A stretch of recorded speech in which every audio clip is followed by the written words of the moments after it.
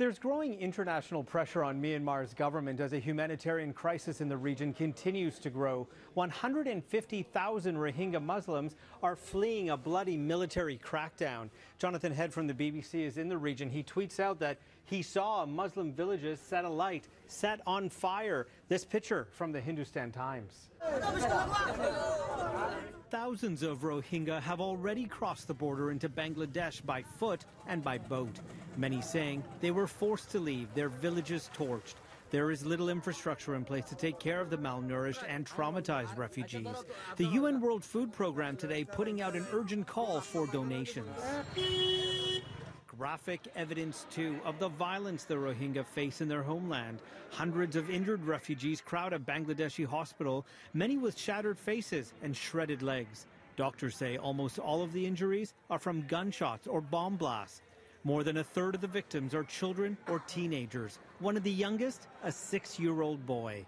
The Myanmar military insisting it is only targeting insurgents. We have to take care of our citizens. We have to take care of everybody who is in our country, whether or not they are our citizens.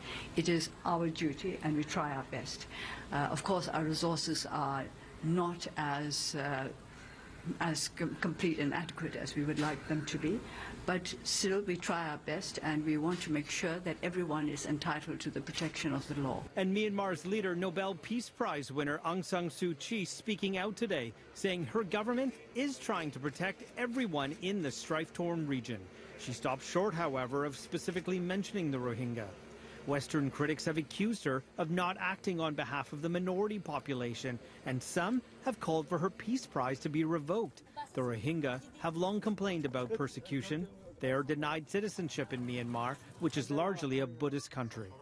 To the North Korean missile crisis, and a warning now from Vladimir Putin, as South Korea says they're expecting another missile test from the rogue nation any day now. Speaking at the Eastern Economic Forum in Russia, Putin calls the current rhetoric counterproductive and insists the crisis can be solved by diplomacy. He was joined by Japan's Prime Minister, who called on world leaders to pressure Pyongyang to keep its UN obligations. Putin says Pyongyang is unlikely to end its nuclear and missile programs because it sees them as its only means of self-defense. Meanwhile, North Korea state media releasing video of a mass rally celebrating the hydrogen bomb test. Buses reportedly carrying scientists and technicians involved in the country's largest nuclear test so far were greeted by cheering residents in Kim Il-sung Square. And South Korea continuing to show off its military muscle with another round of land, air, and sea military live drills at its northernmost border island. South Korea's Prime Minister today saying he expects North Korea to launch another intercontinental ballistic missile this Saturday. And tonight, U.S. President Donald Trump is stepping up his warnings to North Korea, refusing to rule out military action against Pyongyang.